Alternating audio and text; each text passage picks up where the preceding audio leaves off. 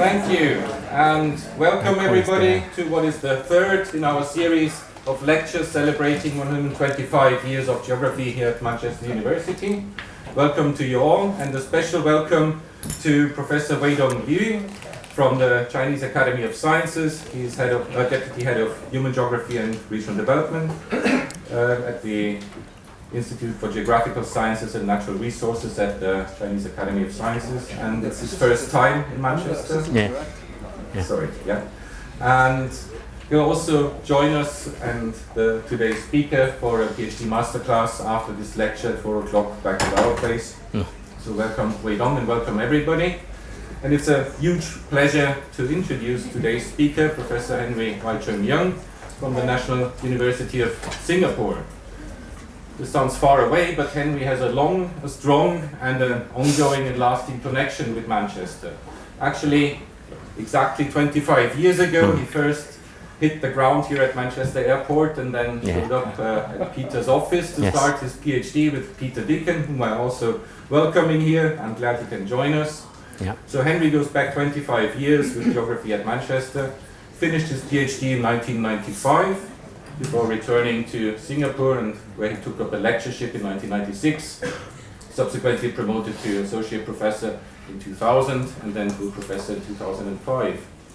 I've known Henry since 2000, when I first met him at NUS in Singapore, where he co-organized the first Global Economic Geography Conference. And since then we've been collaborating mostly on a research project led by Peter Dicken on global production networks and regional development.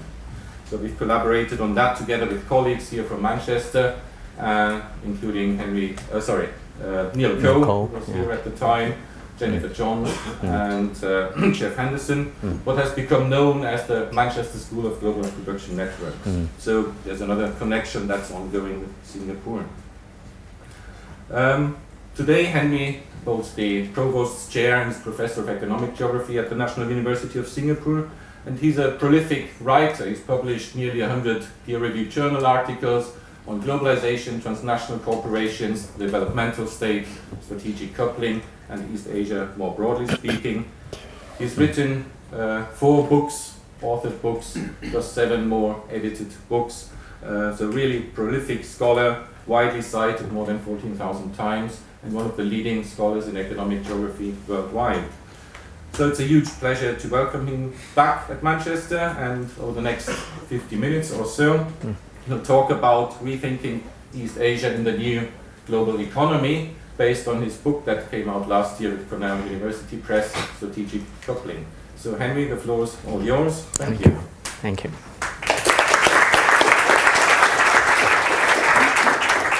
Thanks.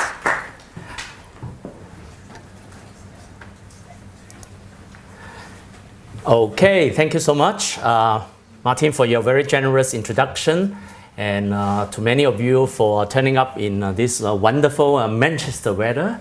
I wish to bring you some Singapore sunshine, but it didn't quite work today, but we'll see tomorrow, all right? It's my great privilege to be here to give a talk, which happened to be this Geography at Manchester 125 years anniversary lecture. As Martin said, 25 years ago, I first stepped in then what's called the Moberly Hall, 13th floor. I stay on the 13th floor, overseeing the Pennines. All right, and when there was earthquake, it shakes a little bit. All right, so it is quite an experience. And of course, it's particularly privileged to have my supervisor, who's the legendary Peter Dicken, who is able to come here to join me in a reverse role, right? I would have then listened to his lectures on globalization, and now I have the opportunity to deliver something that hopefully benefits some of you. I can't wish all of you, just hopefully some of you will find this stuff a little bit useful. But coming back is great. This is where I came from, so it's great to be back to my alma mater. So that's all, and hopefully one day you'll be doing the same. Many of you in particular.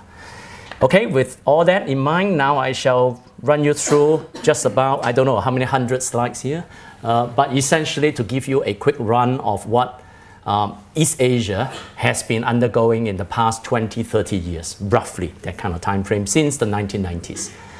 Based on my book, but on the other hand, of course, I can't talk about the entire book in one lecture, so I'll just focus on a particular part of it. What I'm going to do after a not so brief introduction, which talks about a bit of the rise of East Asian economies, then I will talk a bit about one major explanation. I mean, after all, I'm not here to sell Asia. I'm here to give you, and some of you are from Asia, so I'm here to give you a sense of how we in the social sciences have been trying to explain this phenomenon of the rise of East Asian economies, which is what's generally known as the developmental state theory, thesis whatsoever. So, which is kind of outside geography, primarily in political science, development studies, sociology to a certain extent, and so on, and Asian studies.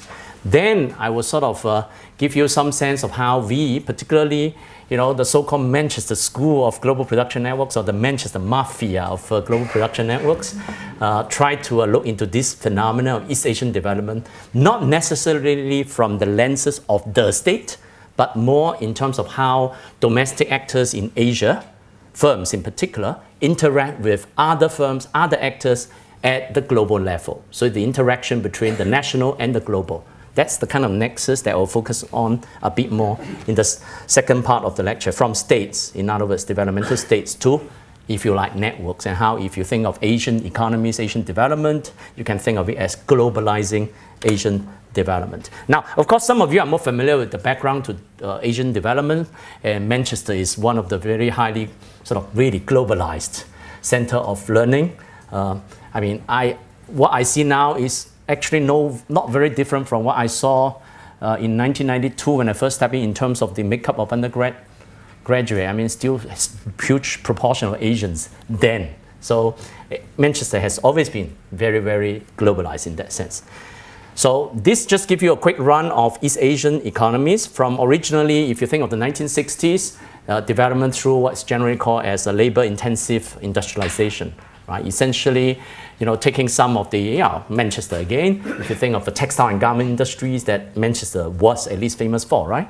To eventually relocate due to various reasons to East Asia, right? So in that sense, we saw a significant period of labor-intensive industrialization in textile, certain kind of electronics assembly, and so on and so forth. And then from the 1980s onwards, East Asian economies experience more a kind of movement towards what's called high value added activities, move towards more high-tech driven industries, which will be captured more in my story later.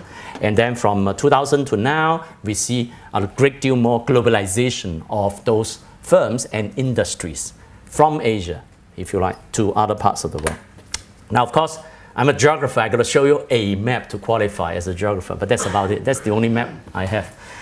Which give you a sense of the different waves of industrialization in the event that you may not be entirely sure. I don't know how many of you are geography students, but you may not be entirely sure where is Singapore, where I came from.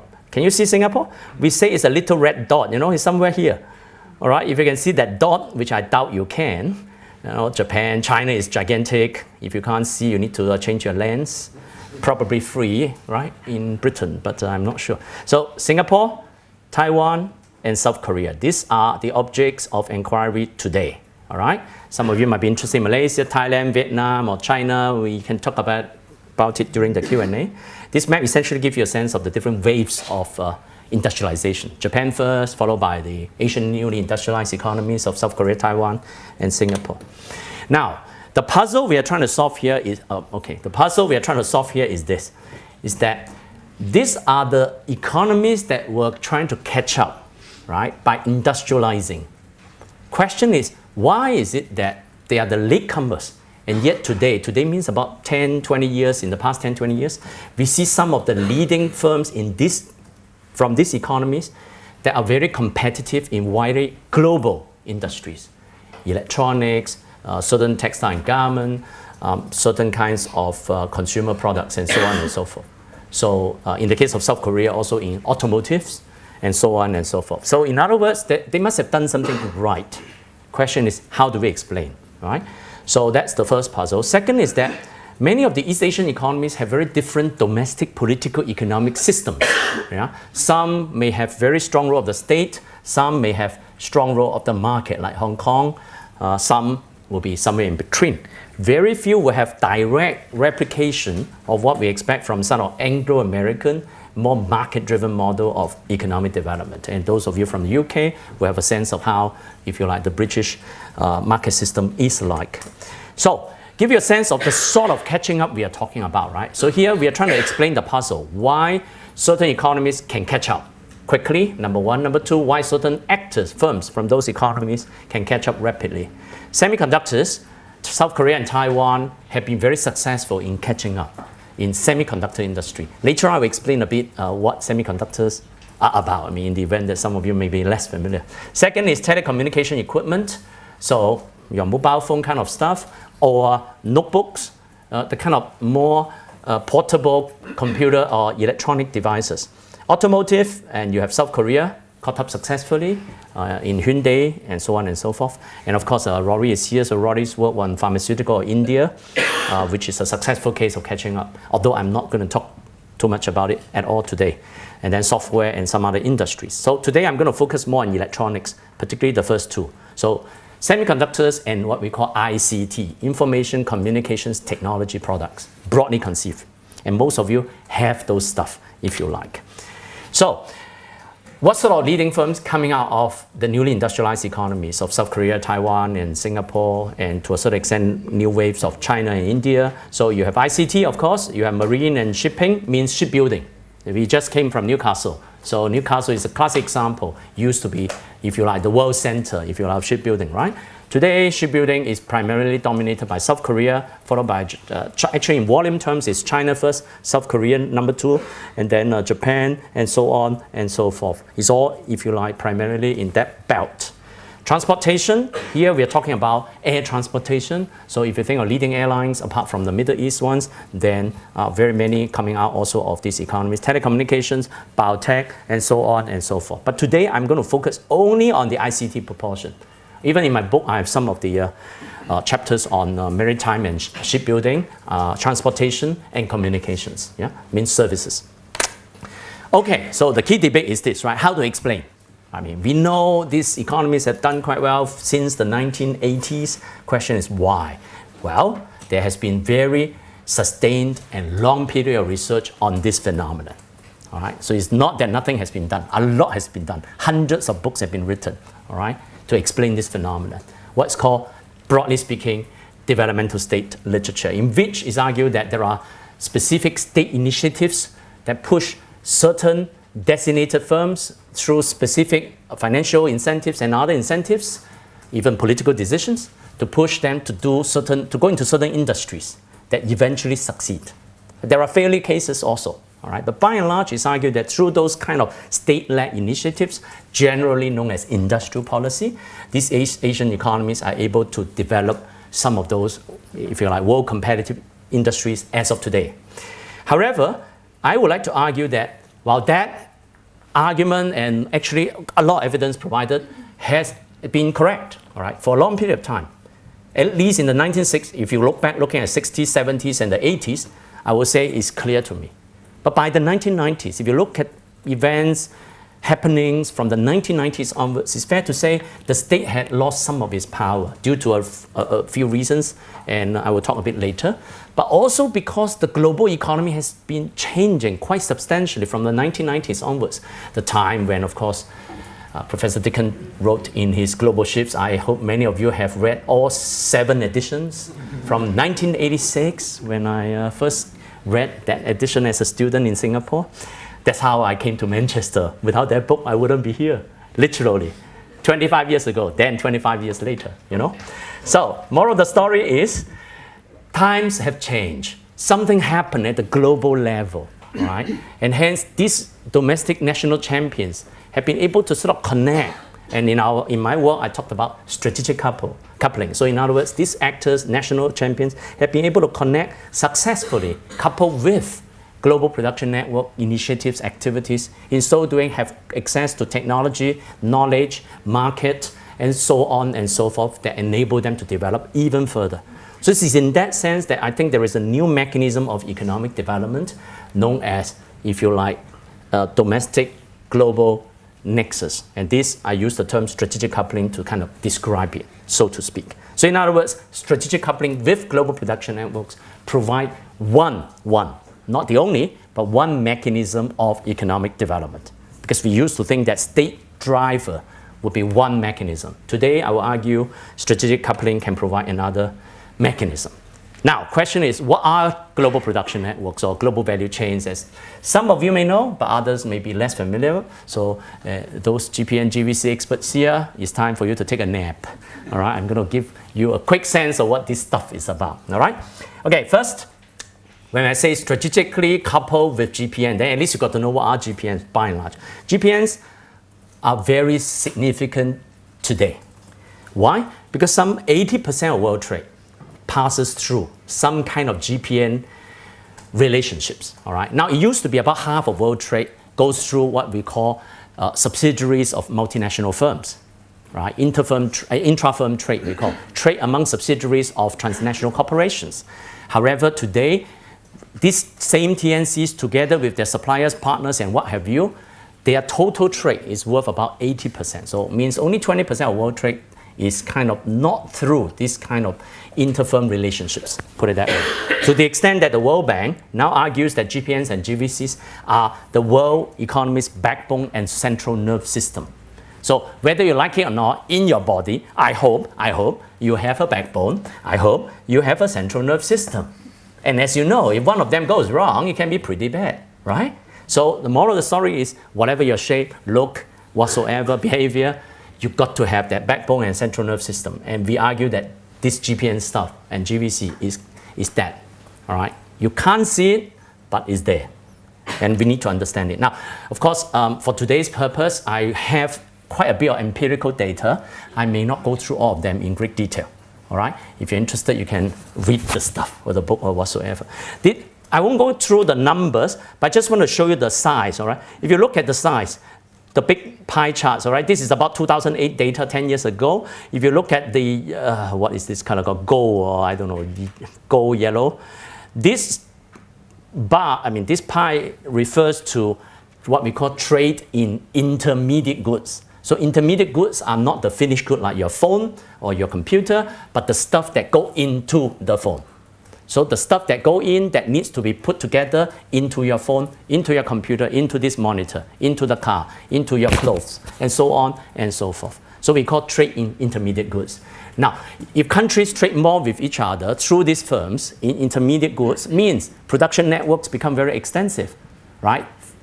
Things that eventually get put together tend to be traded among different countries in order to be put together. I will give you a very specific example later on. Smartphone and notebook production, for example. Now, the point is, if you look at the entire 2000s, all right, to 2009 and 10, the growth of trade in intermediate goods is gigantic. In other words, there is a great deal more of globalization of production networks, by and large. This is just to give you an impression, all right? You can question the specific numbers, but this just gives you a sense. The pie chart for each shows the percentage of trade that tends to be within the region. All right, so you can tell in Asia, 64% trade within Asia, intermediate goods, 71% in Europe, which makes sense. European countries, maybe with or without the exception of Britain, this is a tricky moment, tends to be within Europe. Trading means the firms in Europe have trade relationships with different locations in order to end up finishing a good for sales within Europe, for example. America is a bit smaller for obvious reasons, because they always like to do it by themselves. Yeah? Okay, so let me move on to the main bulk of the lecture.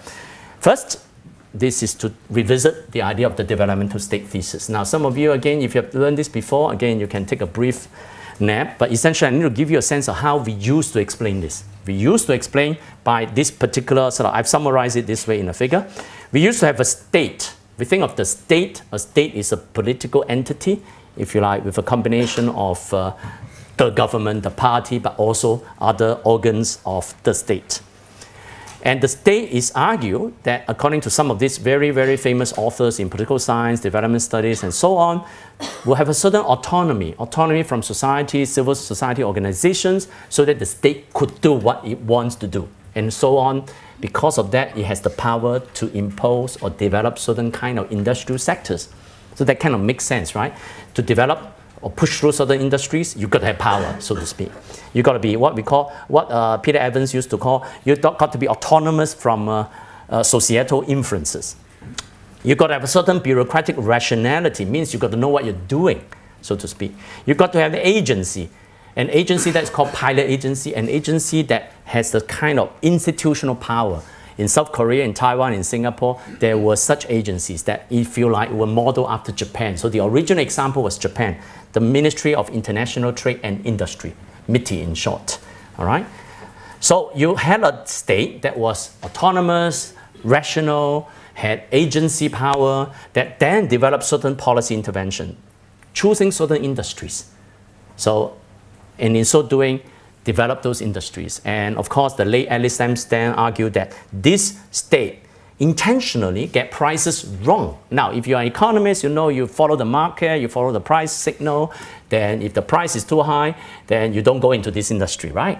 But in the case of South Korea, Taiwan, Singapore, or even Japan earlier, it's argued that the state intentionally subsidized firms to go into industries, even though the prices were too high. So in that sense, you get prices wrong. Yeah? You go against the market, so to speak.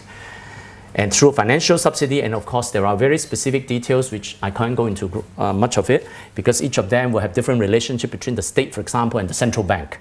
All right, so Korea, for example, the president then, Park Chung-hee, was able to control the Bank of Korea, and in so doing disperse the loans to Samsung, Hyundai, the sort that you know of today, that enable those firms to go into those industries. Right? And then you end up producing the national champions. But of course, Amsden argued that then the state require performance, means I give you this subsidy, you got to export that number of cars, that number of radios, that kind of stuff. In his time, 60s, up to early 70s.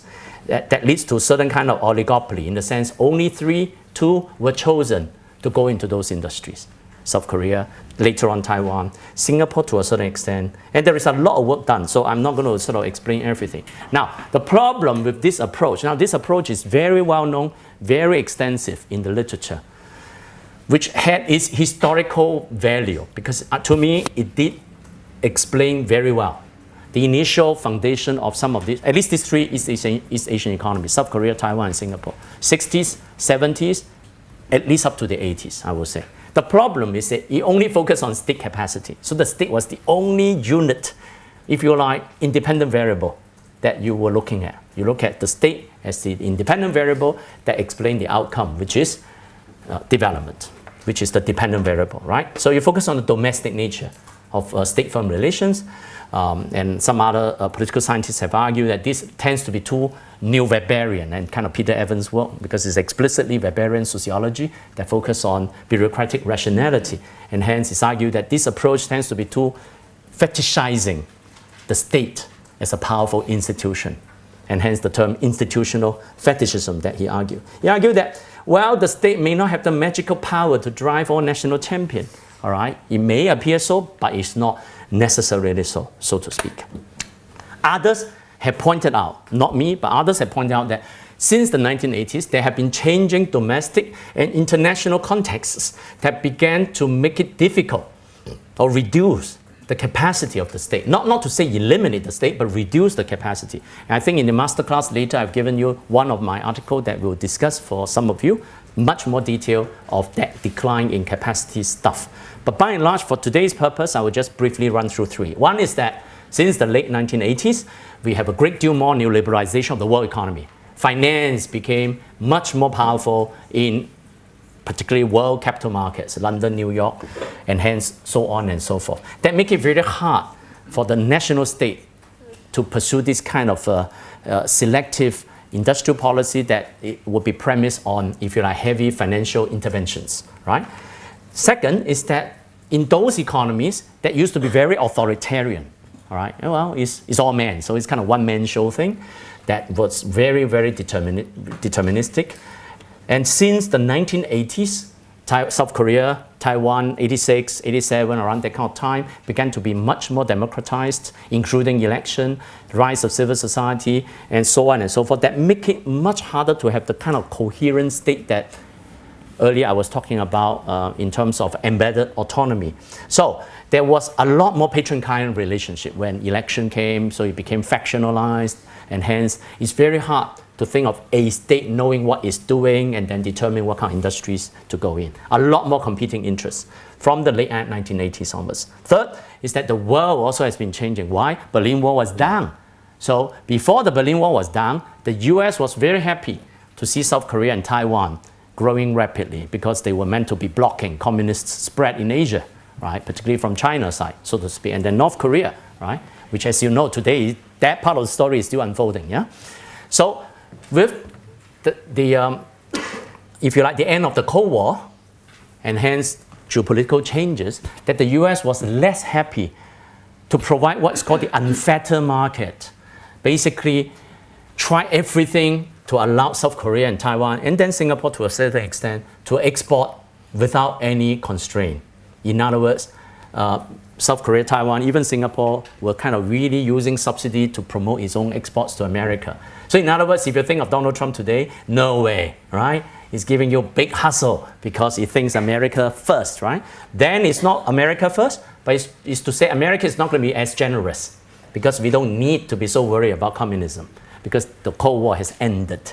See what I'm saying? So that geopolitical story is a very important story. It's not so well recognized in the literature, but some geographers, for example, Jim Glassman and I think Jamie, you guys work, and some, of course, selective policy scientists have shown that part of the story being a very important story that tends to be overlooked. But I won't be able to go into great details. So state capacity role have been transformed to a certain extent, weakened in this sense.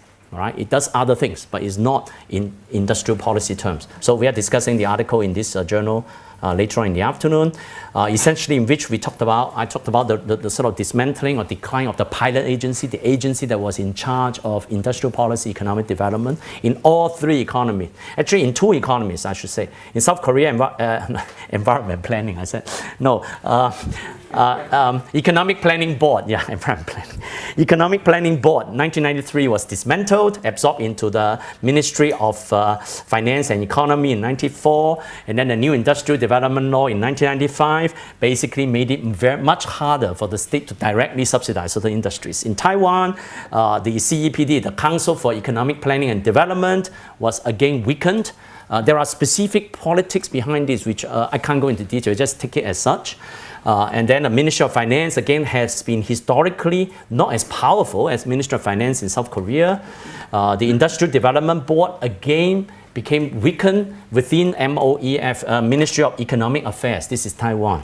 And in Singapore, the Economic Development Board and Ministry of Trade Industry remain about the same. So Singapore remains quite developmental at the time when South Korea, Taiwan's state became more weakened, if you like. Second is to say, it's not just state capacity that was kind of weakened, but also the instruments that the state used were also transformed. State used to dictate directly through subsidy specific industries and sectors for firms to go in. From the 1990s or late 80s onwards, there was a shift towards what's called horizontal and functional industrial policy. Now, there is a difference between vertical industrial policy, which is dictating, to horizontal means we try to promote R&D, we try to promote capacity building, we try to make it easier to trade internationally without dictating what industries you go in.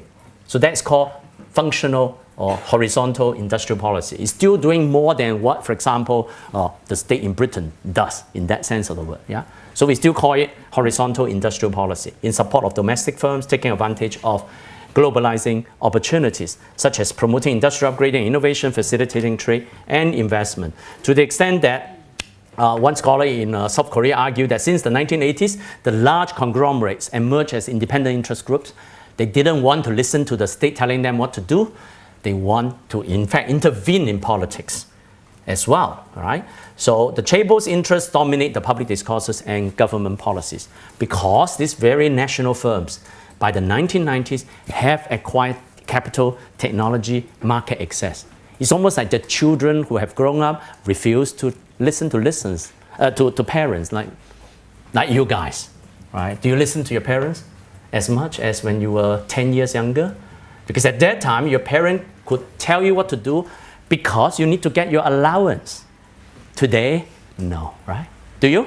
I hope you do, because I'm a family guy, so I hope you do listen to your parents, but I doubt you do. You guys are university kids now, right? Okay, so that gives you a sense of happening, changes, that make it harder for the state to be as developmental as it used to be. Now, let me move on quickly to then the newer time period from the 1990s onwards, right? So since I've painted the picture that state used to be strong, managed to develop certain industries and firms, but over time, capacity was reduced, broader global changes make it harder for the state to push. So what? Then what happened? Now, what happened will be then that then these same firms and new domestic firms that emerge connect with opportunities available in the global arena. It's almost like, again, you come here, you get into a university, you meet new people, you meet friends. And it's this kind of networks that you develop here that may shape your career development in future, may shape your life trajectories. And I mean it. Look at me. 25 years ago, I was here, right? So it's in that sense that the kind of growing up, the new coupling, well, literally in your case is coupling, all right? Coupling with somebody, you know, so that's the word coupling, that need to new development. And that's in personal terms. But in terms of the whole economy, we think of leading firms coupling with new players elsewhere. And that requires a new thinking. And that new thinking can be encapsulated in this idea of global production networks as one new platform for domestic firms. And hence there is a shift from a kind of structural dependence of firms on domestic state to domestic firms strategically coupled with global production networks. So there is a strategic disembedding of the firms from state apparatus, and then this same firm re-embed with lead firms in global production networks, and then there is this shifting partnership. And in my book, I've sort of captured this in this figure by saying that if you look at the 1950s to 80s, you have strong developmental state in East Asia, and national firms were embedded in these strong state initiatives. But if you look at the late 1980s to now, the state had lost some of its power and became more, if you like, post-developmental state, and national firms became disembedded from state control and initiatives and connect themselves with lead firms from this part of the world, all right, from Europe, from North America. And during the same time period, you also went through a kind of transition from what's called welfare state to more neoliberal regulatory state, right? So these were the broader political economic restructuring or transformations at very sort of major macro level, and how firms sort of emerge from a kind of national firms to become lead firms in global production networks. So this conceptually give you that sense of relationships. What I'm going to do subsequently is to give you specific examples and to show you how it actually works in particularly electronics and information and communication technologies, all right? And the stuff that you will know the firms, all right, once I start talking about Apple and so on and so forth. Okay, a bit more theory before I go into the real empirics. First is to say, by coupling with global production networks, Asian firms have an opportunity to access to new sources of knowledge, power, capability beyond what their home states. Again, it's just like your own experience, right? Meeting new friends give you new horizons, sometimes bad influences, of course, but then on the other hand, give you some new senses that your parents may not be able to give you, or your own family, so to speak. So strategic coupling refers to the articulation of domestic firms and economies into the competitive dynamics of global industries. So what are the lead firms from global production network? These are the firms that, if you like, can define products and markets, as we will call them. Now, lead firms in our book with Nilko, your former head of geography here, who is now my boss, and we wrote this Global Production Network Theory book, 2015, that we specify lead firms as the one that control and coordinate production networks. So if you think of the firms you know of, they are the leading brand name firms, tends to be the lead firm. And they control the particular network that they engage in. So examples we talked about will be Apple and Samsung, Toyota in automotive industries, in every industry. The top 20 firms in every industry today tend to be the leading players. All right, so in certain kind of industry services, for example, digital technology, you think of Google. In e-commerce, you think of Amazon. In, of course, manufacturing, you think of Apple, Samsung, Toyota, and what have you. All right, and there are other players which connect with this guy. So Intel, for example, you heard of Intel, do you? Intel Inside, that's the brand, right? But Intel is not a lead firm because Intel, it produces chips, but the chips that you can't eat, right? So the chips that got to go into something, whatever it is, whether it's a computer or it's a notebook or into a military equipment, it has to go into something. That something becomes the thing that is final. So Intel only produces what we call intermediate goods. It's not a finished good producer, so to speak. Right? But of course, the chip maker that makes the chip that you eat is different. Yeah? That's the food company that makes chips that you eat. And that is a finished good. You get a difference. It's like Apple, the company, and Apple, the fruit. All right? Okay, so how do Asian firms couple with these kind of lead firms, right? The Apple, the Samsung, the Toyotas, the what have you on, okay, the General Motors and so on. There were favorable conditions from the 1990s onwards. First is to say, some of the East Asian economies I'm examining had a bunch of people. These people who kind of went abroad to study, like some of you here, but now it's much later. All right, in the 60s, 70s, some of the Koreans, Taiwanese, Singaporeans went particularly to America. Singaporeans came to Britain, all right, because of the colonial links and so on. And many of these people came back, brought with them the connections, right? Work with and in those leading firms in Silicon Valley, came back to Asia. So they embody the links, the connections. One, and that's very important. And Saxenian called this the new ergonoids, people who fly between the two places, so to speak. Second is that in those industries, again, electronics I'm looking at, you can look at automotive, look at many industry, there is a great deal of what we call vertical specialization. In other words, there is increasing breaking down of the production process and value chain in such a way that each firm specializes in certain parts, because no firm can and would like to do the whole thing. You can't. Products become too sophisticated, technology moves so fast, you can't do everything by yourself. You have to focus on certain parts. And hence, the parts that you don't do, somebody can take over and have an opportunity to do it. Third is that the domestic state work very hard to develop R&D facilities and infrastructure and human resources in terms of investment in universities and R&D and what have you. So in that sense, these were the favorable conditions that enable strategic coupling of East Asian firms with lead firms in the global economy. In my book, I talked about 3 component mechanisms of strategic coupling. Strategic partnership, so East Asian firms partner with lead firms in global production network, 1. 2, East Asian firms try to be specialists. So not partnership, but be a specialist, do something and be the best in the world in doing that something. Because if you can specialize in that something, in what I call industrial market specialization, means you make certain things for other industries, for other players in the same industry. So in semiconductor, this is a classic example, as well as in shipbuilding and so on and so forth. Third, some East Asian firms emerge to be the global lead firms themselves. The Samsung example, the Hyundai example, and so on. But for today's purpose, I won't talk about that. I will only talk about strategic partnership and industrial market specialization. I will skip this. Essentially, this summarizes what I've been talking about. Okay, so I will focus on the electronics and semiconductor industry by and large. So these East Asian firms, to couple, they have favorable condition, but they also had to do something, right? So what did they have to do? What they did was to innovate organizationally, not just technology, but to do things differently. Some pursue lower cost approaches. You typical thing, oh, outsource to East Asian firms because they are cheap. Yes, that's one possibility. Another possibility is that they upscale. They do things at such large scale that you can't do. Because you can't do now, you have to let them do the job.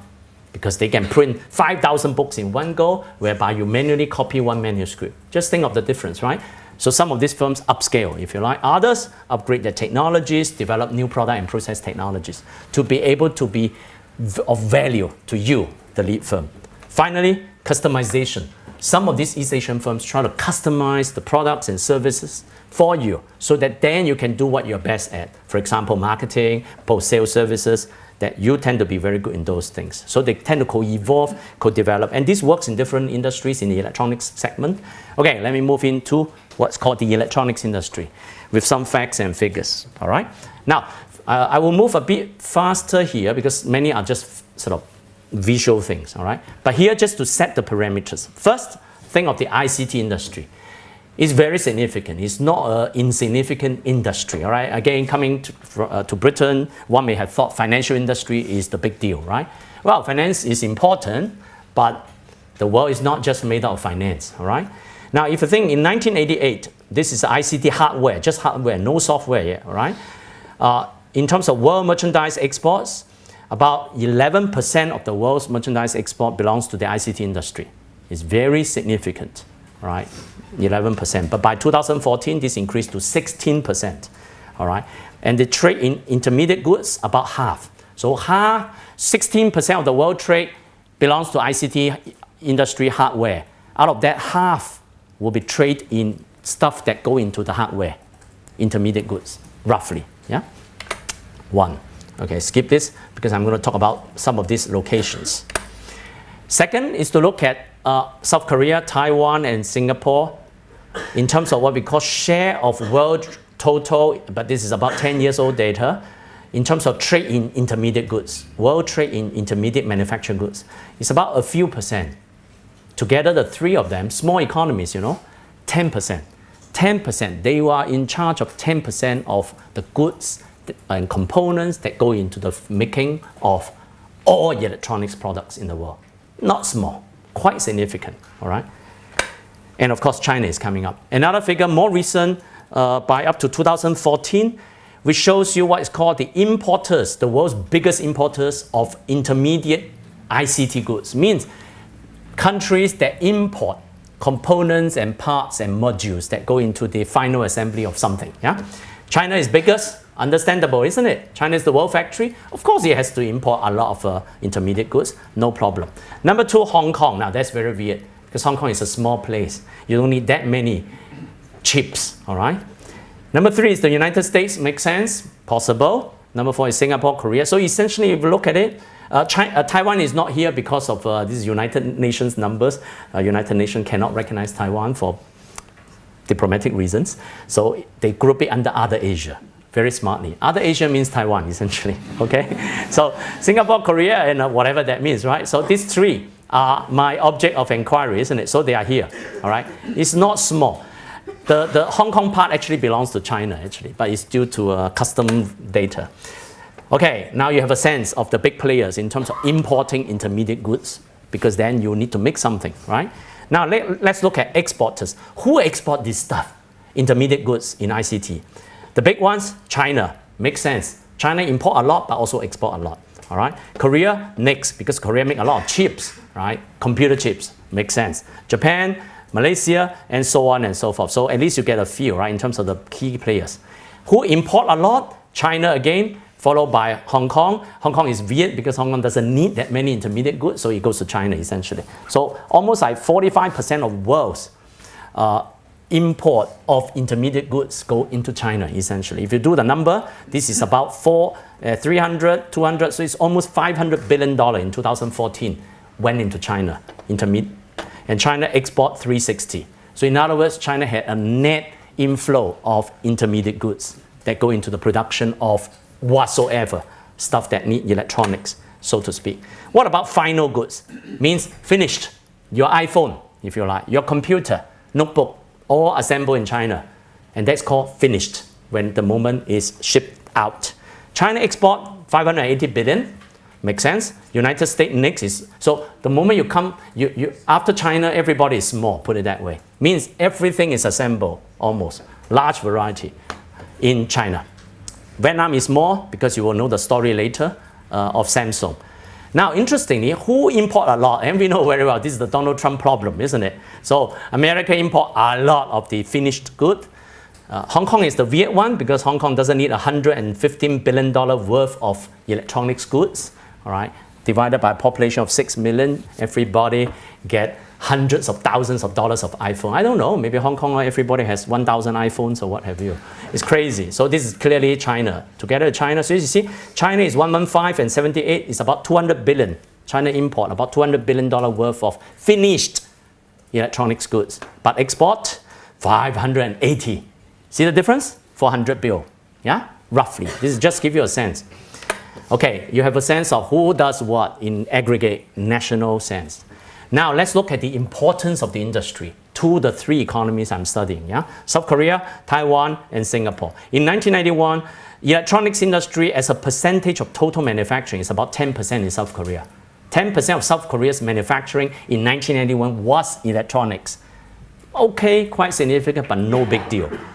20 years down the road, it became 1/4. Now, South Korea doesn't just do electronics, it makes cars too, it makes other things. So this is quite big, 1/4.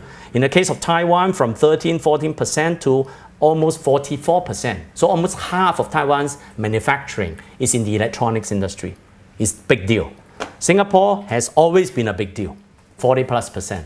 All right, so this is not a small industry in the world as a whole, as well as in the three economies I'm looking at. I know you guys are the consumers of this stuff, but I need to tell you who make what and where, right? Okay, so this typically gives you a sense of, in the mid-1990s, who were the players in this kind of global production networks. Now, lead firms from America, IBM, Intel, Microsoft, HP, Dell, Seagate, all right? So they were the lead firms. Then the Japanese, some of these brands supply some of the components. And then South Korean, Samsung, Hyundai supply the memory chips. And then Taiwan, these guys make some of the components, and Singapore, and then it's assembled in China, by and large. All right. This figure gives you a sense of smartphone in 2010 and 2015. All right. We just look at two examples, Samsung and Apple. All right. If you look at Samsung in 2010, it has 3%, 4% of world market share. Apple, iPhone, 12%. All right. But by 2015, Samsung is 23% of world's market share in smartphone. Apple is 16%. So in other words, in 4 years, Samsung became the world's leading player in smartphone production. In terms of who make what, Samsung makes everything by itself. Apple, 70% gave it to Foxconn to assemble, 25% gave it to Pegatron in 2015. For notebook computers, same. All right. By 2015, we just look at 2015 data. Lenovo, HP, Dell, Apple, these are the four biggest brands, roughly. 20% Lenovo, 20% HP, but roughly there, and 12% Dell, 10% Apple. This is world's total notebooks. Yeah.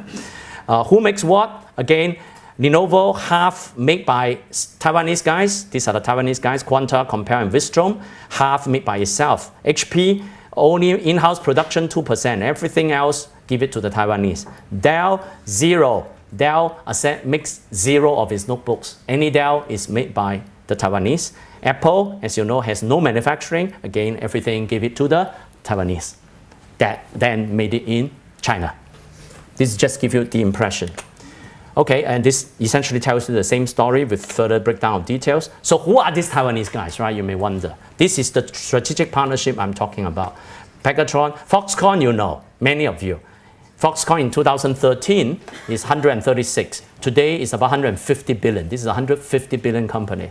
But the other guys make computers, Quanta, Compal, Vistrom. These are roughly about 25 to $30 billion company.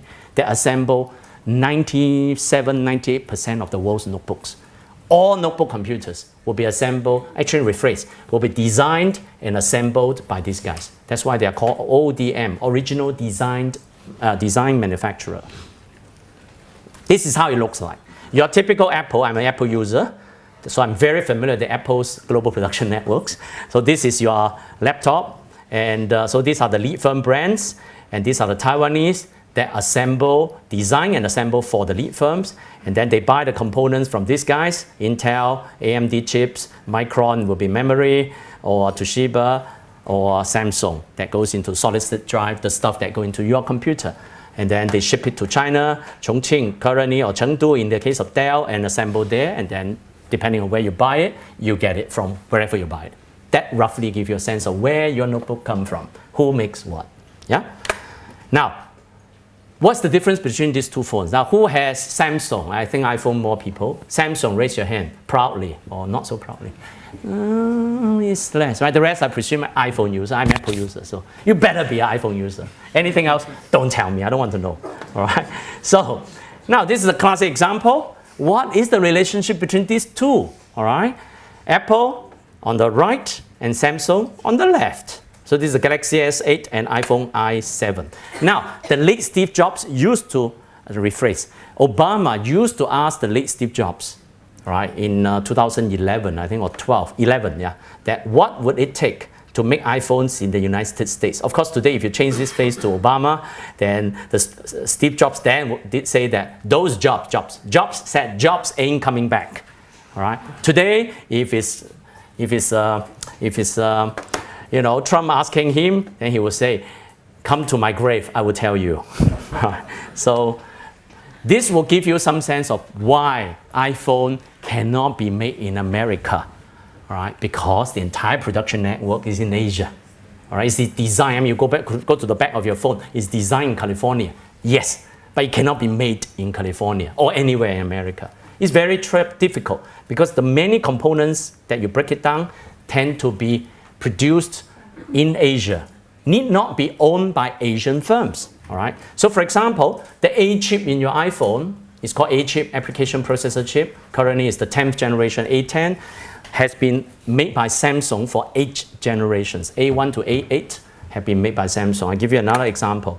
This is a breakdown of Apple iPhone 4. All right, the factory price is about $200. It's consistently the same. The new latest iPhone 8 is about $200 worth in terms of the costing. Yeah, and I'll move a bit quicker. But in terms of the value generated, about $25 from the US, and that's the design. R&D costs, all right? But Korea produced some $80 out of the $200 worth, 40%. 40% of an iPhone came from essentially Samsung. Samsung make the 40%, all right? Ranging from the display to the memory to the processor, all right? But Samsung makes every of its phone by itself. So that's the moral of the story, the new iPhone 7, and this will be, how do we know all this, by the way, you may wonder, isn't it? We just break the bloody phone. How to study? You break your car. No, don't. You break your phone, all right? And just check every single component like this. Actually, to be fair, just go to this ifixit.com. They do it for you. You don't have to worry, all right? And at Global Production Network Center of NUS, Neil and I, we actually have some money, so we bought data, the data you saw earlier. So we know exactly which part made by who, and so on and so forth. For example, this is a Taiwanese company, Catcher, that make the casing, the aluminum magnesium casing that your Apple computers, all the Macs, and that one is worth more than $100. And that's the most expensive component. I show you just the component, but I won't explain, all right? So these are the various components, A10 chip, and all the chips that go into the current iPhone 7 or 8. And we know exactly who make it, and so on. And if we do the research, I will skip this part, then we'll be able to tell where. Now, so you have a sense of now the complexity of this stuff, right? The final good you're using. But the components, the intermediate goods that go in. Question is, who make what? Okay, the Taiwanese firms, particularly Foxconn. I know some of you coming in with Jamie's class is coming in for Foxconn, all right? Now, here's Foxconn. Foxconn hired loads of people, 500,000 in Shenzhen and Zhengzhou. Currently, these are the two key locations where Foxconn assembled the iPhone and gave very little value, about $5 US of your $200 production cost go into Foxconn's assembly of the phone. The components come from all kinds of players, including Samsung, as I told you. This one skip, my book was plagiarized by Forbes, so in this example. Okay, so that's one example that gives you this idea of the smiling curve, right? That Foxconn is at lower end, Hon Hai, and Apple is at the high end, but both sides, and the value capture is a lot more by Apple, yes, but also a lot by Hon Hai. So Foxconn has been always profitable, never lost money, even though they only earn $5 from assembling the phone. Why? Because as some of you know, they, of course, repress the workers. Now, another story which we can go into great details later, but just give you a sense of how all of these different players get involved in this activity and what we call strategic partnership. So today, Apple cannot do without Foxconn. Apple cannot find anybody else to make that many iPhones within that short time period at all. It has to be done by Foxconn. Only Foxconn has the capacity and industrial experience of assembling this volume. This volume means 100 million, 200 million iPhones. Can you do it? No way, right? Second mechanism briefly, which is industrial market specialization. So you get a sense of how Taiwanese firms work with global lead firms in notebook computers, in smartphones, in producing becoming key players in the world economy. Second, firms like Samsung was able to develop very rapidly to become the world's second largest semiconductor firm in the world now. This year may overtake Intel. Intel has always been number one. All right. So the model I'm trying to show you is that Taiwan has also two firms, TSMC, Taiwan Semiconductor Manufacturing, and UMC, that make many of the chips that go into your products. All right. What are they? Okay, I'm going to skip some of these figures just to show you in terms of the location of TSMC, many fabs in many parts of the world, in Hsinchu, Taichung, and further south, and of course in certain parts of China. And this is Samsung, how Samsung managed to again become a key player in terms of semiconductor manufacturing in some 3 locations. All right, this is what the plants look like in Gyeonggi-do. The Samsung digital city near there, which is this area in South Korea. All right. So some of the key complexes where they make, Samsung essentially make most of the semiconductor products, apart from the factories in Austin, in South Korea, in those regions. All right. And this is the Samsung digital city that designed, and actually it's the mother factory, what they call the mother factory of your Samsung phone. So I will show you briefly how Samsung's production network is organized. Now, in 2013, if you look at Samsung's employment in Southeast Asia, it was only, where is it? It's only here. It's only about 80,000 people, all right? But by 2015, Samsung employed 140,000 people in Southeast Asia, essentially Vietnam. So I will just show you briefly how your S8 phone is assembled. Where? So it's in Vietnam, Samsung Electronics, Vietnam. So Samsung's manufacturing of mobile phone is worth about $40 billion in 2016, just the mobile phone division of Samsung. All right, but it has invested tremendously in Vietnam since 2009. Currently, about 75% of Samsung's mobile phones are assembled in Vietnam. In 2017, Samsung becomes something like more than $50 billion exports out of Vietnam, which is worth 75% of Vietnam's total exports. Samsung is a dominant player in Vietnam now. So, in conclusion, I couldn't go into even more detail about many of these key products that you're using. I use them because they are products that you use. And we have many other examples in many other industries that give you this sense of how domestic firms connect with global lead firms. So Foxconn in Taiwan connect with Apple. Samsung connect with Apple but develop its own as well. Quanta, Vistrom, and others work with leading notebook brand names to become key manufacturers from the respective economies. And in so doing, it gives us a sense of how economic development can occur through the development of some of these domestic firms, which are not necessarily product of the state. Right? Some of these firms completely grew on their own, not driven by state initiatives. And that gives us a new conception, a dynamic one that helps us to understand state-firm relations in a world of globalization.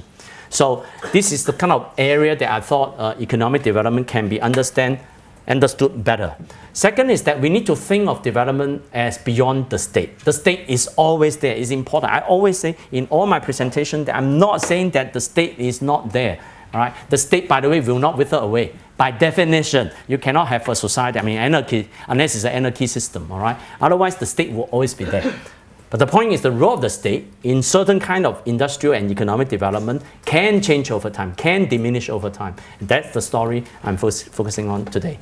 So in so doing, that helps us to understand why some of these Asian firms are able to take advantage of what we call new windows of opportunities. The sort of opportunities I've told you empirically earlier. It's not just about this state having the capacity, having the strong political backing, but also that there are domestic firms that are able to build firm-specific competencies and dynamics. Finally, just give you a sense of then what sort of policy can we ask for. So the policy that used to be firm-driven means subsidizing particular firm can be problematic. So you cannot just promote specific domestic firm, but you need to build broader industry-level growth dynamics. Second is to focus on the kind of policies that may nudge certain kind of coupling with global production network. So in other words, there's no point Because I do some of this policy talk quite a bit with development agencies or from different countries. They always say, oh, which industry should I plug in? Tell me quickly. I say, no, you can't. All right. What you need to do is to perhaps think of the kind of industry that you may have a certain opportunities and nudge through policy initiatives firms. But by producing either information, perhaps some kind of seed funding, perhaps some kind of outreach in terms of marketing that help your firms. You can't really tell your firms what to do because you cannot. You just don't have the capacity. As Robert Wade argued in his more recent work, that we need a new politics of industry and sectoral choice that go beyond sort of choosing winning firms and industries. Instead, focus on broad-based capabilities in new technologies, product, process innovation, and market development. I don't think I have a page 70, so this is the last page. Thank you.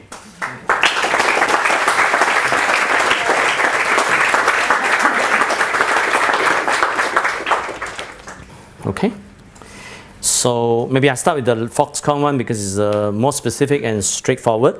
Foxconn's announcement of whatever billion-dollar investment in Wisconsin. I have no privileged information. I bet you have bought some shares, right? That's what we want to know, yeah? So, but as someone who knows this industry, okay, currently I'm doing a lot of, okay, just maybe to put in context, right? Despite what I've written, right now, from March to August this year, I've been doing intensively electronics industries interview. So I've interviewed about done 60 interviews of 48 globally firms, including many of the same firms I've talked about. So the combined value of my firms is about $750 billion in 2016 revenue and $50 billion profits, including Samsung Electronics. And I'll come back when I answer the Samsung question. The companies I failed to interview pretty high. I mean, it's all vice president, senior vice president level of many of the leading firms you know of. I failed to interview Apple, which refused. Foxconn, refused. And what's the last one? Intel, the naughty ones, all right? But these are almost all the number ones. Apple is number one in particular arena. Intel is in semiconductor, number one, and Foxconn is number one in EMS, electronics manufacturing services. And hence, I don't have interview data to tell you, except to say from my guess, yes, it doesn't make economic sense. Doesn't. It has to be political reason. But then you see, just because iPhones are assembled in America, because Foxconn is willing to set up factories there to satisfy that man, that crazy man, then American consumers will suffer because the iPhones assembled in America are much more expensive than the ones assembled in China right now. And you means Vodafone is not going to bring you iPhones assembled in America. It's too expensive, right? So they will still buy from China. I mean, not buy from Apple, but assembled in China. So who will suffer? American consumers. They have to pay more to get their iPhone, which is ironic, but never mind. They ask for it. So I hope that answered your question. Basically, I can tell you anybody, I mean, I did presentation in DC and I told the folks in America that you want to move this stuff back to America, you can, but your guys just have to pay a lot more, all right? But that is your problem. You want it, you can have it assembled in America, just at much higher cost. So that deal with that, and then I will answer Khalid and Steph's question together. Maybe I just answer the state GPN model question. Role of the state in this kind of GPN-led development, right? So it's more in terms of what I will call earlier horizontal industrial policy. So for example, the state could try to build R&D capacity, hoping that your domestic firms will have the kind of capability to plug in. Because without that, there is no reason you can plug in successfully. Second is to provide perhaps the broader trade and investment facilitation role, rather than telling specific investment projects what to do kind of thing. There was a missing point which I forgot to talk about earlier in terms of the broader international change that led to the declining role of the state in industrial policy, which is the rise of the WTO. Means with the rise of the WTO, South Korea, Taiwan, and Singapore cannot directly subsidize domestic firms for exports because that is WTO non-compliant. It's countervailing. Means not fair because you subsidize your own firm, then make the things cheaper and hence more likely to export, right? But WTO doesn't allow this. So in other words, with WTO regulation, even China cannot over-subsidize these firms, right? So that makes it very hard for the developmental state by the early 1990s to do what it used to do. Very hard. You just can't do it. So many of this came out of interviews with government officials, trade officials, and so on. Yeah, they recognize it. So let me move on to Khalid and Steph's question. Essentially, this broader question about the importance of home market, the shift in, if you like, major lead firms that benefit from a large domestic market. Yeah. So and hence Steph adding on by saying that the earlier days we always thought of North America, Western Europe being the end market, so Asia just make for you kind of thing. Today Asia absorbs the very product that they make, right, so to speak. There is some truth to this, but and hence some truth to Khalid's observation that if you add up the total shipment of the 4 brands is not too far or about the same or even bigger than as far as the Indian ones. So Indian phone makers for Indian market, if you add them up, they are very big, volume-wise. All right. But if you look at the global markets that are what I would call market competitive, then and hence I will argue China is not that market competitive. Okay, and hence the kind of market penetration of these 4 Chinese brands will be much lower. So in other words, you go on the streets of if I look at the UK market, if I look at the US market, if I look at Japan, all right, in many of these big markets outside China, the 4 Chinese brands will find it much harder to penetrate, number one. In other words, in terms of the number of units you saw, vast majority were still traded in China. Yeah, so that shows on the one hand the importance of end market, but on the other hand, a certain protectionism. All right, and that's why when I interviewed Samsung 2-3 months ago in their headquarters, they knew very well that they can never beat the Chinese brands in their home ground. Cannot, not possible. So they focus on premium. For every Samsung phone sold, they want to make 5 times the profits than every Xiaomi traded in China, because Xiaomi phones were cheap. You see what I'm saying? So number of units shipped is only one indicator. Another indicator is the profitability. So many of these brands actually not making money because of that. So I think once we go into those technical details, then the overall picture I will paint is that Apple and Samsung are dominating in the world market. And these Chinese brands have dominated the domestic market to begin with, have also dominated certain, I would argue, lower income countries like African countries, as well as perhaps certain South American markets. India is Indian brands. There are domestic brands as well. Hey. But also Chinese brands, but there are many domestic brands you will never have heard of because it's not for exports. Yeah, I have the technical detail for that. Because for the money we pay to IHS, I have every single mobile phone by model, by brand, and what are the components that went in. Yeah, somebody collected all this data. You just need money, means research grant to buy. So that hopefully addressed some of these issues. So there is shifting end market for sure. But my overall story for this presentation is not to predict which brand will become more successful. It's not really my problem. I mean, you know, I don't need to help them to make money because these are bad guys anyway. But I'm interested in why their economies develop. Yeah, that's my sort of bigger story.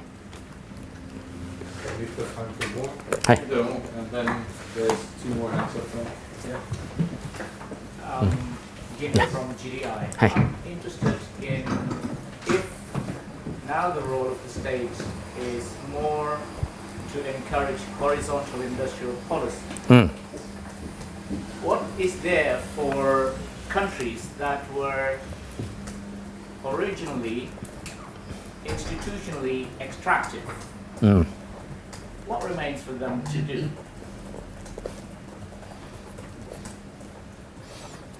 And you select the other 2. Can you give maybe just one country example? Like Any countries in Africa, for instance, apart from Botswana? Okay, so say African state, yeah. Countries that are institutionally extractive. Yeah, I understand, yeah. There, sorry, yeah. Education and international development. One is that you mentioned that the interviews that you mentioned with all of these players, so I'm very interested in perhaps whether they've spoken to you about the risks that they've received. And if you could comment on what you mentioned a while ago about the fact that iPhones can't be made in America, they have to be made in these East Asian, sort of very geographical networks. And so there must have been a lot of embedding. And so I'm wondering how nimble those sort of factories are presented as a very physical picture of all of these things. So how nimble are they to, for instance, a disruption in that technology? So if suddenly people don't use mobile phones anymore, I mean, Is it possible, people? Well, you sleep with your phone. I think that's what they said I'm about kidding. Other kinds of technologies. Okay, as well. yeah, So yeah. I think it should be possible to imagine that kind of technological disruption. So I'm just wondering whether you had a sense of how ready these systems were for that. I get it. There was another one down here, and then Jamie, and then. Okay. Yeah. Where's the next? Oh, there it is. You know, some African countries like Ethiopia and Rwanda are trying to emulate, South Korea and Taiwan Yeah. industrialization and Singapore industrialization Mm. by taking, the textbook understanding of the development as where the state was, omnipotent, Yeah. getting prices wrong Yeah. and dictating the process. So,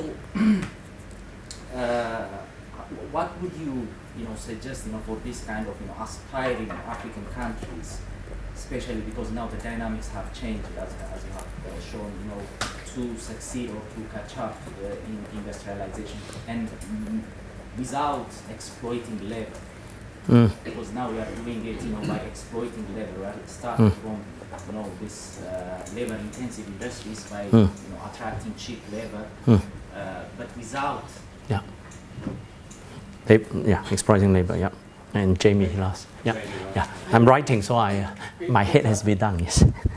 My third year Asian labor geography classes, when we start the semester, we talk about how labor isn't simply a passive factor of production, but itself is an important part of the story of East Asian development. So I know it's not the topic of your talk, but I don't know if you could hazard a few words on things like labor control regimes or factory regimes and the role that they might play in your story, either in the developmental period or its this more recent period of more globally expansive coupling process.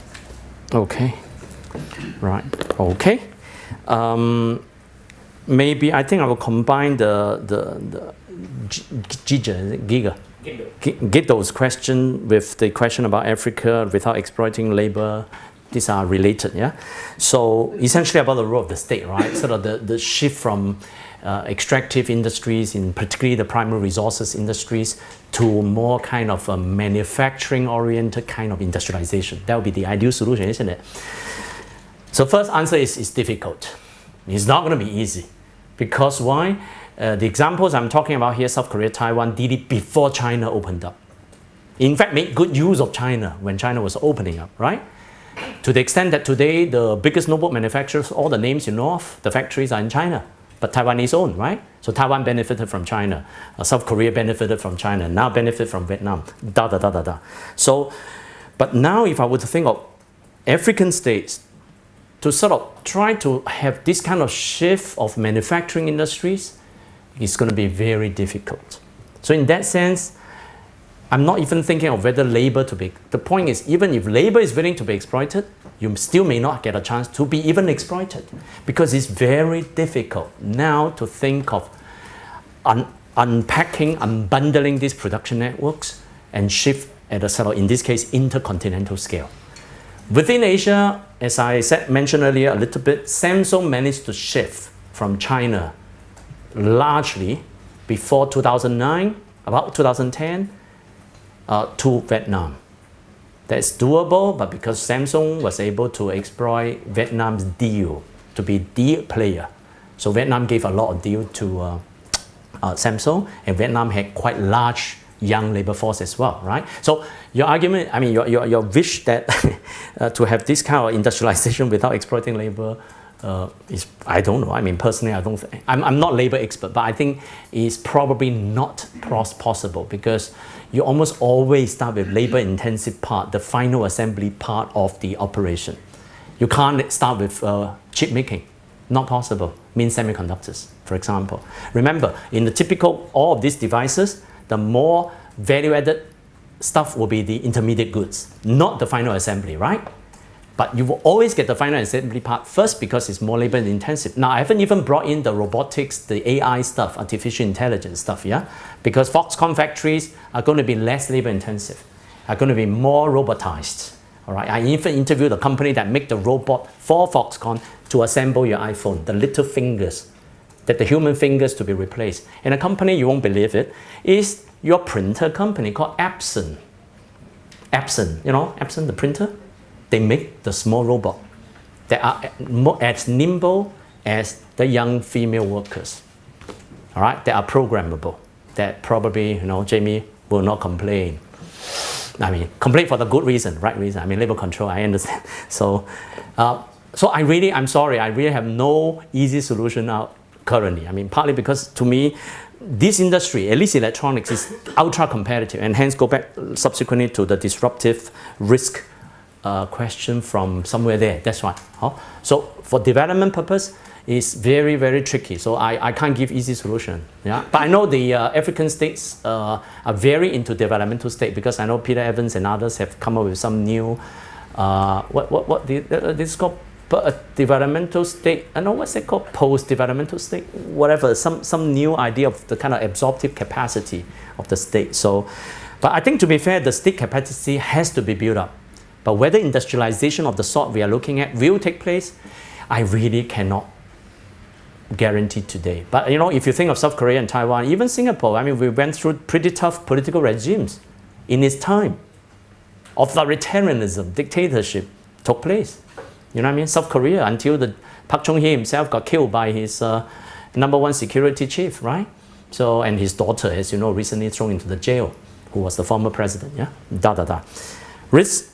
And then I come back to Jamie's labor question. Risk, nimbleness of factories. Okay, so this question is more related to the current research that I'm doing than the research that went into the book, which took place in the past 10 years. You know, academics are slow, yeah? So current research that I do, when I interview many of these global lead firms, yes, there is a major concern with supply chain disruption and hence risk, yeah? So, the risk factor has been factored in terms of sourcing decisions and choices. But even so, there are still certain kind of components that are made and dominated by only one suppliers. And hence the risk factor in global production networks in the electronics industry is very high. If Mr. Kim from the north, as we are talking right now, press a button and shoot to South Korea, I can tell you, for the next 2 years, everybody forget about, or means keep your iPhone and Samsung now. Because for the next 2 years, there will not be smartphones, computers, because memory chips are gone. You know, Samsung, many things Samsung dominate in the industry. So no new display, no TV, all gone. You just don't have. Don't watch the World Cup. Premier League, you go to the stadium. Don't watch the TV because the TV doesn't work anymore. So in that sense, this kind of heavy regional domination of at least the electronics industry is high risk. All right. I mean, I have no easy solution because these firms are under severe competitive pressure to compete. So, and hence it's very hard for them to sort of diversify for the sake of risk minimization, because there is an optimality that has to be achieved between diversification of location in order to achieve risk management vis-a-vis cost minimization, right? The more diversified you are, the more costly, because you can't optimize in one location. You see what I'm saying? So in that sense, I think all of these firms recognize this, particularly those firms that outsource most. Yeah. So Apple actually experienced very high risk in that sense, because if Foxconn, Shenzhen and Foxconn Zhengzhou give big trouble, then goodbye, people. I mean, you don't have your new iPhone 9 now. Labor question, perennial, forever, right? I mean, as we know. Now, again, I'm at what? The center of industrial revolution, isn't it? Now, if there was no Manchester, is it fair to say if there was no Manchester Industrial Revolution, Peter, that there might not be Karl Marx? Or maybe there was Karl Marx, but won't be the Marx we know of, because there was no bad exploitation in his time that Marx saw, couldn't take it, and wrote about it, right? I mean, this is my speculation. I'm not historian of, you know.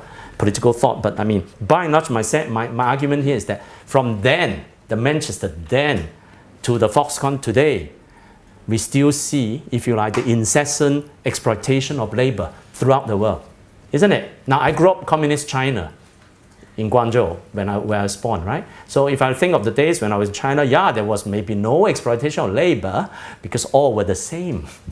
So I don't know whether there is exploitation in this time. But the point I want to make is that I really can't tell. But in terms of the labor control regime that enables certain capitalist circulation of production, faster, slower, and whatsoever, I will say because we tend to focus on the Foxconn example, which actually is only one part of the very small part of the East Asian story. Because the kind of examples I'm focusing now a lot more on are the higher value activities. So if you look at the, say, ODMs, right, the guys who design the computers in Taiwan. So yes, the final assembly may be quite heavy labor exploiting, but the design and many of the activities that go into Acer, that go into Vistrom in Taiwan, tend to be reasonable pay, good working condition. Yeah, many of the semiconductor firms we went have very, very good working conditions because they are very conscientious of CSR, and so on and so forth. But the final assembly factories could be problematic. But then because we tend to focus on the final assembly factory, but we forgot 95% of the value out of which maybe half are located in Asia. And that part of the story, if we bring it out, I think it's a better balance. But I do agree that the 5% value capture in the final assembly tends to be where labor exploitation is at the highest. So, and that is no different from when Foxconn goes to Wisconsin. And let's see how the American workers can survive it. I doubt they will even want to work there, all right? So I don't know what will happen. I mean, that is an internal story. So, yeah. Thank you, Henry. I think our time is pretty much up, so I just would like to thank Henry again for a really fascinating, stimulating lecture. Thank you. Yeah.